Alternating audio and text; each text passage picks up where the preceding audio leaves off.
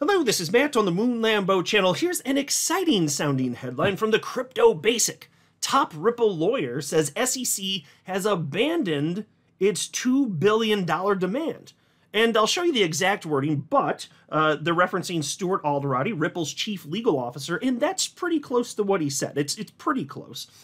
But is it true, though?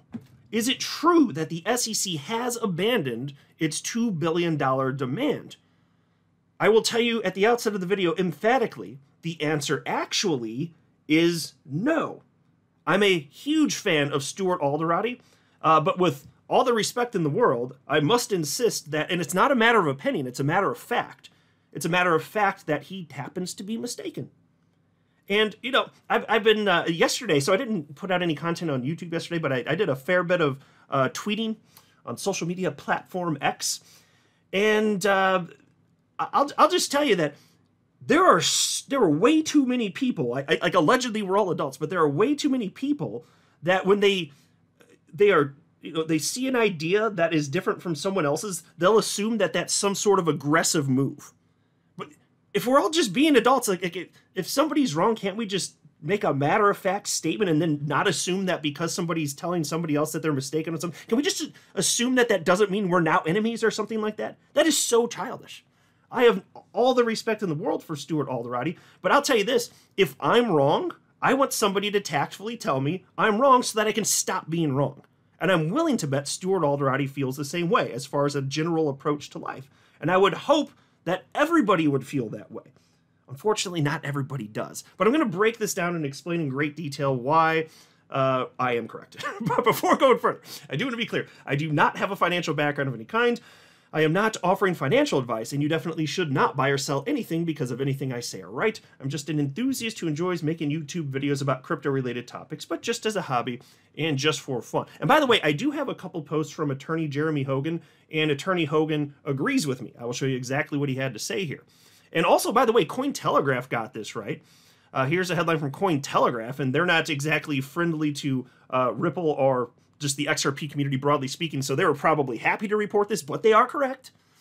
Here you can see the headline, SEC shoots down Ripple's argument for a lower penalty. Folks, that is the exact opposite of how Stuart Alderati took it.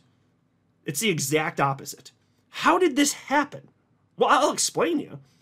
So, just a few days ago, there was this post from attorney James K. Filan.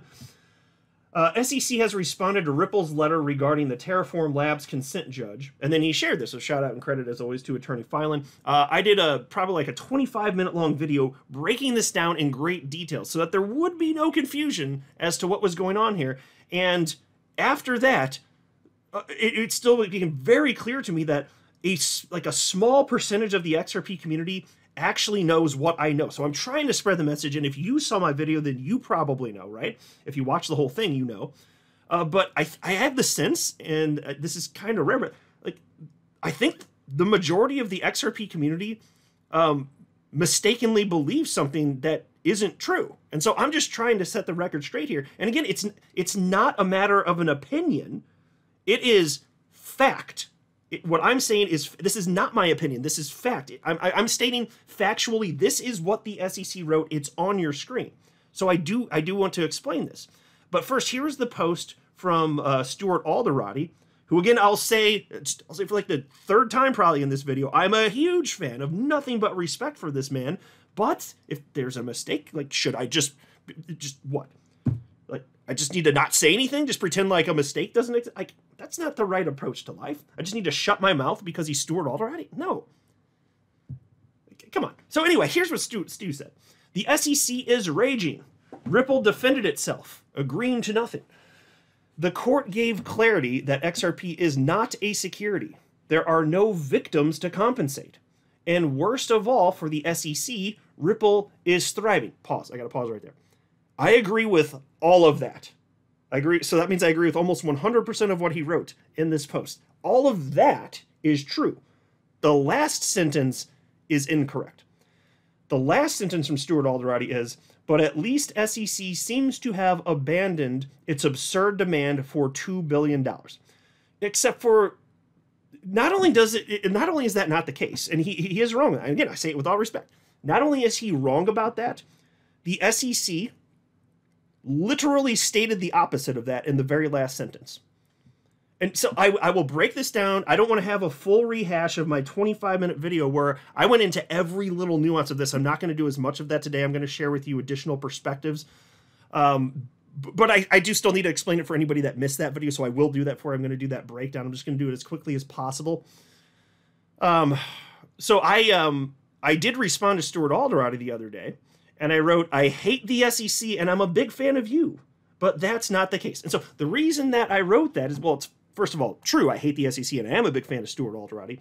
But I understand that there's always an opportunity for somebody to take something the wrong way. If you correct somebody, even if you have the best of intentions, there's no ill will, it still can be viewed, especially when it's just text and you can't hear the inflections in the person's voice. It can be taken as aggressive when there's no intent for it to be aggressive. So that's why I wrote that sentence, to try and head some of that off. And I probably did head some of it off, but some people still were just not having it. So I shared my explanation for that, which I'm going to jump to right now. So here was a post from somebody else in the community, XRP community member Monix, 45,400 followers. So he amassed quite a following. That's not easy to get to that point. But he wrote something. And again, this is not an attack on anybody. Like this, as long as everybody's operating in good faith and it's just a mistake, that's fine. That's fine. I get it. But what he posted here is not true, and I'm trying to set the record straight. And so he shared that document, and he said, it seems like the SEC is asking for a $102.6 million settlement. Settlement incoming. Something big is coming. That is literally not true. That is not what they wrote. People are confused by this, and I actually do understand. Like, I've read this so many times. I get it. And so I responded, though, because I want to set the record straight. This post that he shared is seen 151,000 times. And he's not the only, there's just a sea of XRP influencers with large followings like he has. And my God, it's like almost every XRP holder on X has seen that by now and probably believes it, because I'm about the only person that's pushing back. Not literally, but there aren't as many of us. Because it takes time to sit down and understand this and do the math and get what the SEC is saying. So I understand why. You can't read it one time and then know what they're talking about. And you need to have, you have to reference the document that Ripple filed before that. So I had to pull that up to figure it out. Then I had to crunch some numbers. I understand why it's difficult, but that's why I'm taking the time to try and get the truth out. And so I wrote to him and I said, this is a misunderstanding of what the SEC wrote. In fact, if you read the very last sentence in this document you just shared, you'll see the SEC says that a penalty of $102.6 million is too low. And so he responded to me and he just wrote, "We'll see." And so I looked at that and I was like, huh, okay, that's not compelling to him. Let me break it down further. And I did. So I wrote, it's in the text on your screen. It's not my opinion. It's what the SEC is literally saying in the document. And folks, I'll just pause to say right here, if you want to know why, this is the part in the video where I explain why. This is what they're actually communicating. And again, the reason you can't just read it and know this is because you can't know it unless you reference the previous document, and then you crunch numbers, and then you can figure it out, and then the context makes sense. The reason that people aren't getting it, even if they read the actual words, is because they don't get the context. If you understand it and you've pieced that together, then it makes sense. And so here it is. Here's what happened. I wrote, Ripple is dividing the penalty amount by gross revenue. The SEC, on the other hand, is dividing the penalty amount by the violative amount, and that's the SEC's word violative, which is different math. Then they simply applied that figure to the Ripple lawsuit to arrive at $102.6 million. That's the SEC saying that's how the math would work out if applied to the Ripple case. Keyword if it's applied to the Ripple case, which the SEC is not doing here. Then in the last sentence, they say that amount is too low, so they're not willing to apply that low amount. That's all that's happening here. Oh, of course. I don't know if my mic's going to pick this up. I kind of hope not. It's going to bother me while I'm recording, but you ever heard me say that the quickest way to find a gas-powered leaf the quickest way to find a gas-powered leaf blower is to start recording a YouTube video? Well, the lawn care company's outside. That's a little distracting here. But anyway, so they God, that's really distracting to me. Damn it, the timing of this. So anyway, let me just read that again because I'm starting to lose my train of thought. Ripple is dividing the penalty amount by gross revenue. And so they're saying that, Ripple was saying that if you take the penalty amount and then you divide it by gross revenue, and they actually did apply that to a bunch of other crypto cases that were, in some cases, even more egregious. And so then they pointed out, the reason that Ripple was doing that was to point out, okay, the penalty figure for us is way, way, way higher than that, something like 20 times higher, something like that. It's way, way bigger than what would be historically normal. This is unprecedented. So that's the point that they were making. And so the SEC came back and said, well, you shouldn't even be using that equation. They're like, use our equation, bro. I'm just me trying to put it in lay terms now. The SEC's like, don't divide the penalty amount by gross revenue. Don't do that. Take the penalty amount and divide it, instead of dividing by gross revenue, divide it by what they're calling the violative amount, which is different math. So whatever the revenue is that they say is in violation, that's what you divide it by. That's what they were doing. And then they simply applied that figure to the Ripple lawsuit to arrive at that $102.6 million figure. That's what they did. Okay? They're not applying it. They're saying if Ripple were even trying, like if Ripple were trying to be honest and trying to arrive at, in good faith, to the right conclusion, they'd use our equation here, which we don't think the math works out anyway. But this is the one that you would use if. But they still disagree with it. They still disagree with the figure. And so, in fact, if you look at the document, here's the key giveaway. Look at the beginning of this sentence. They're saying so after explaining what they say, the proper math equation would be, again, it's the penalty amount, in this case $420 million, divided by the violative amount. They say so they just finished citing that's what the proper math equation would be. The next sentence starts out by saying applying it to, well, they didn't say we are applying that to. If it were to be applied, that is what that means, because that's how the English language works. This is not my opinion. All of this is fact. It's all on the screen. So that's them saying right there where I'm circling the mouse pointer, if it were applied in the way that the SEC just cited, then it would come out to that. And then the last sentence right here says, and for the reasons previously set forth, that low of a penalty would not satisfy the purposes of the civil penalty statutes. So they are not for it. And so there was some dispute, because I certainly will acknowledge that this is it could have been worded better in just one way, as to whether, when they say that the penalty was too low, you could make an argument that they were applying it to the 102.6 million, or you could say that no, they were talking about the 10 million. Okay, even if I give you that and you say they were talking about the 10 million and not the 102.6 million dollars, it doesn't change the fact that they were saying in a hypothetical situation if it were applied. And nowhere in this document does it actually say anything other than that. The full sentence is as follows. Applying it to the $876.3 million in gross profits, the SEC here asks the court to disgorge results in a much larger figure, a $102.6 million penalty, than the $10 million ceiling Ripple insists on. That's the full sentence. And so now you have the full context. It's right there. This isn't my opinion. This is the text that's on your screen. There shouldn't be anything to debate anyway. It'd be like if the SEC attorney here, Jorge Tenreiro, that's the SEC attorney. It's like, imagine that he wrote to the SEC and he said, Judge Torres, my favorite color is the color red. And then Stuart Alderaan, he's like, well, seems like Jorge Tenreiro's favorite color is blue. Like, that's the degree to, because that's literally not what there's no way you could glean that perhaps it seems that his favorite color is blue when he just said it's red, because they literally said the fee's too low. And even if that's not compelling enough for you, it should be, but even if it's not, look at the sentence before it. Applying it to. They didn't say they're applying it to, because that's how the English language works. So it's definitely not the case that they have somehow, in this random document and a follow-up to something that Ripple wrote. I mean, remind you, this is just a response to something that Ripple wrote to Judge Torres as supplemental information. This wouldn't be the place for the SEC to even submit something like this. They wouldn't do it here in a response to something that was filed supplementally. That wouldn't even make sense. Obviously, that's not what's happening here. So it's just the whole thing. It's rather silly to me. And so I've just been trying to straighten this out. And some people don't like just didn't agree with me, but they didn't understand it either. They didn't take the time to understand it, but they're still like, So check this out. Somebody wrote to me and said, dude, I watched your video. Your analysis was good, but are you really questioning Stewart?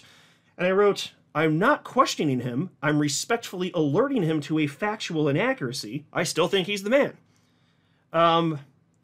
Then there was, there might be a couple of words signed here. Somebody named Big Lemon wrote to me and said, bro, that's Ripple's legal counsel. And I wrote, I know, like I said, I'm a fan. And so I got a lot of stuff like that, but that's the legal counsel. So like, I'm not allowed to say anything? Is he infallible? He doesn't ever make mistakes? You know, it doesn't make any sense. So, and here's somebody named Andrew wrote to me and he said, dude, he's a lawyer and you're not. Who are we supposed to give right of way to? And so I shared a post, and I had to repost it here because I had to share this so many times because so many people are writing stuff like this. I wrote, if the weatherman tells me it's raining but it's sunny outside, he's still wrong despite being the one with expertise. What do you not understand? And so that's why eventually I shared this separate post and I wrote, an appeal to authority argument is a logical fallacy. I've had several people use this fallacy against me today. Question, can a well-credentialed person be wrong? Well, obviously a well-credentialed person can be wrong. And look, there's nothing wrong with valuing someone's opinion more than someone else's. I totally get that. And if that's what their careers, that's their field, I totally understand. That makes a ton of sense. If somebody is of repute and they specialize in something, you probably put more weight on it. That part's fine. I have no issue with that. But if somebody says something wrong and they're a professional in a field and I'm not a professional in that field, and then I come to that professional and I say, you're wrong, here's why. It is a logical fallacy. The argument, the appeal to authority argument, it's a logical fallacy to say you're wrong because they're credentialed. And that's effectively the argument that was used. That it's wrong at that point. You can weight the importance of various people's opinions however you want. That's fine. That's totally reasonable. But if you're not going to deal with the content of my explanation as to why that's wrong and just say, yeah, but here's a professional who says no, that's where you're engaging in a logical fallacy. That's where you cross the line into logical fallacy territory. You have to, if you don't want to be engaging in logical fallacy, then you need to engage with me on the points that I've cited from a logical perspective. But again, I know I'm right, not because it's an opinion, but because it's literal fact. It is what was written. And mind you, like, and I've said many times, I don't speak in absolutes very much in life, but here I will speak in an absolute. The SEC did not state anything that would indicate that they have abandoned the $2 billion figure. In fact, if you reference that document, if anything, it's the opposite. They're saying, no, that's too low. That's it.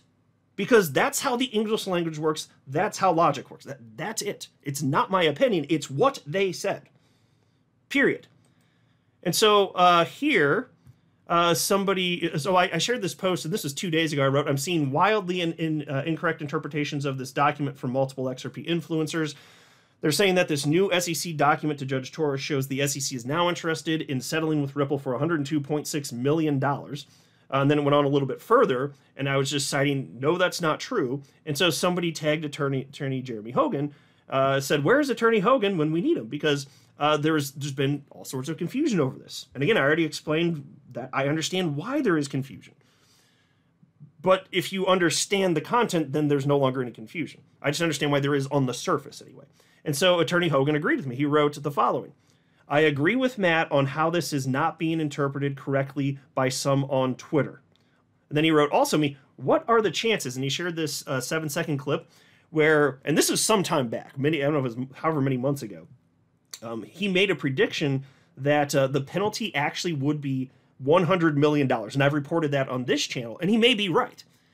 And, you know, if the SEC does, they can. The SEC could in the future say, hey, we're not asking for $2 billion anymore. We're asking for whatever the figure would be. That can happen. I'm just telling you that document doesn't say that. That's all. That's it. But there's a separate post also from Attorney Hogan, and he wrote the following. The SEC isn't requesting a penalty of $102 million. It's arguing that even applying Ripple's logic to the Terra settlement, the penalty should be $102 million. There you go. So he was on the right track, and I have one little caveat where I did want to add some clarity there, which I did, and I'll read it. It's on your screen. I'm going to read it in a second here. But the core component of what he wrote there is absolutely correct. Because like I told you, the SEC didn't like Ripple's math. They made up their own math equation, and then they said, but if Ripple used our math equation, the number would be 102 million. But Ripple didn't use that.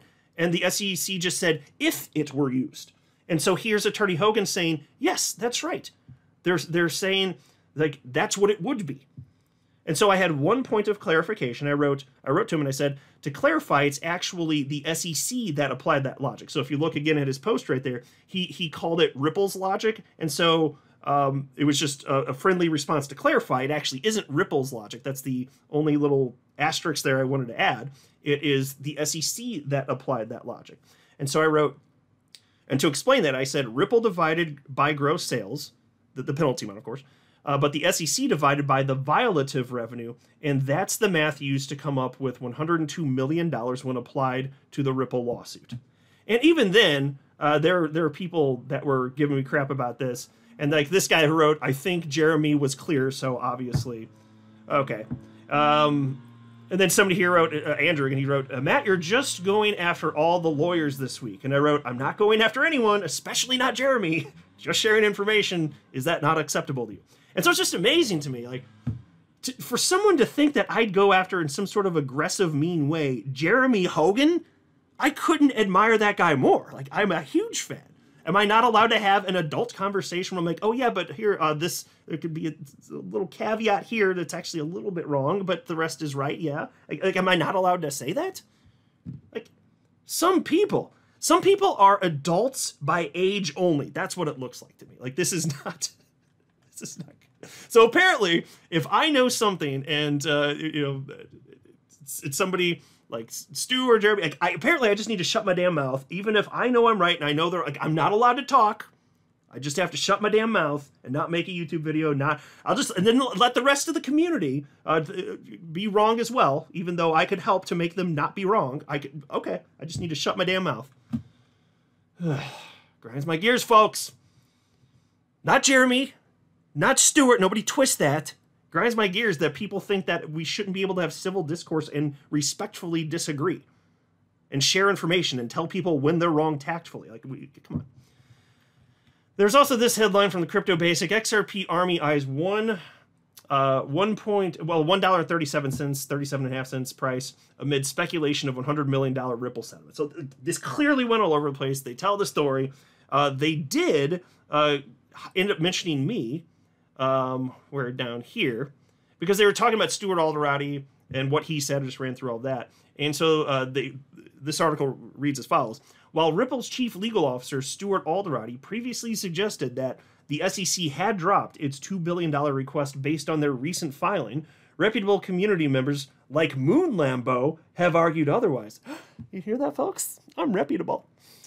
They assert that a careful reading of the SEC's wording does not support this view. SEC lawyer Mark Fagel has concurred with Moon Lambo, emphasizing that the interpretation of a reduced settlement figure is incorrect. And so he's actually a former SEC attorney, and he also agrees that I'm correct. And so here, I won't share with you the whole thread just for the sake of time, but there's somebody named Clark, and I was trying to explain to him exactly why his understanding of this whole situation was wrong, and that the SEC is not asking now for $102 million, because, and again, that would be a wholly inappropriate place for the SEC to do that, even if they wanted to. You don't do that in a response to a supplementary document. Like, it doesn't happen. But anyway, does that even seem like their MO? Like they're just going to be aggressive douchebags asking for $2 billion and then they're going to reduce that by like over 90%, like like 95%. Does that sound like them? Does that sound like them? Like, supplemental reasons why obviously this is not the case. Just take it for its word. And so anyway, this guy named Clark wrote to me and he said, but they asked the judge for $100 million disgorgement. I'm no solicitor, but doesn't that mean they are asking the judge to implement this as a fine? And I wrote to him and I said, they absolutely did not. You can't point to where they did because no such thing happened. And so check out what he did here. I got to show you this. Here he did. Now this is an actual quote from the document, but check out what he did here.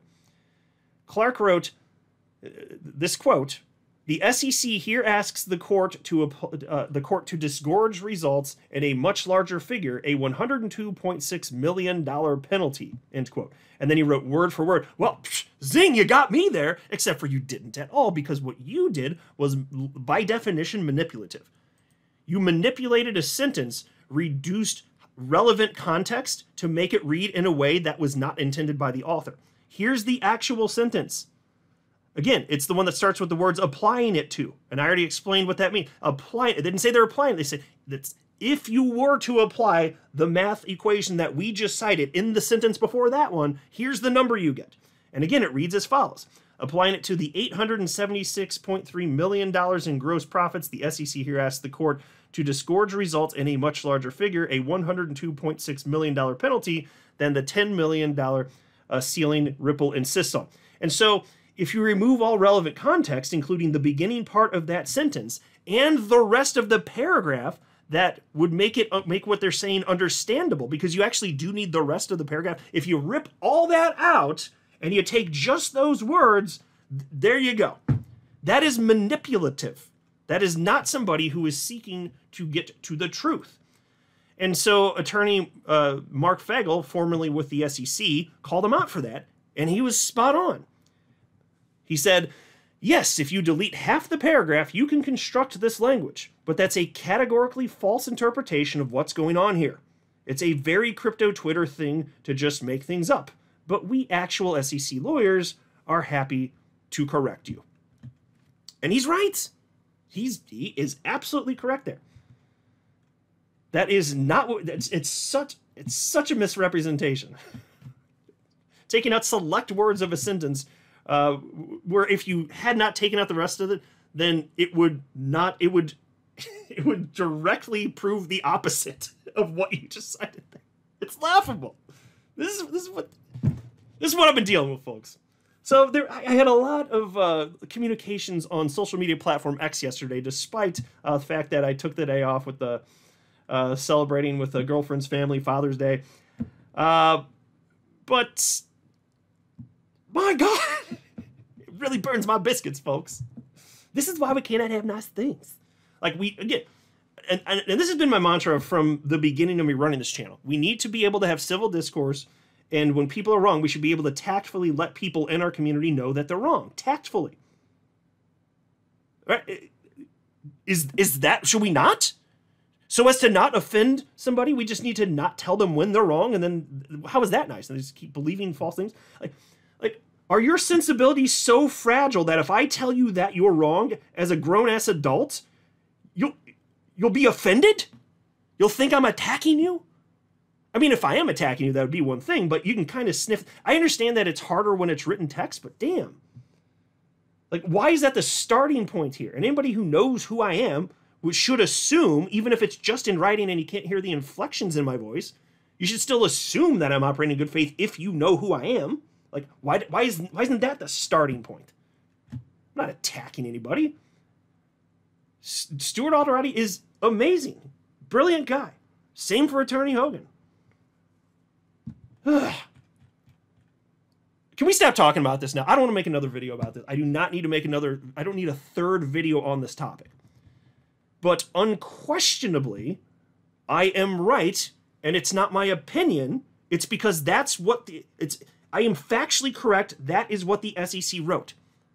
I'll wrap up the video by showing you on the screen one more time. This is what the SEC wrote. Read it however many times you need to understand it. That is what they wrote. It's not my opinion that that's what they wrote. It's fact that's what they wrote. You don't get to read what they stated and then state that they said something completely different because you're factually incorrect. They did not state that. Period. I'm not a financial advisor. You should not buy or sell anything because of anything I say or write. That would be a very, very, very bad idea. Until next time, to the moon, Lambo.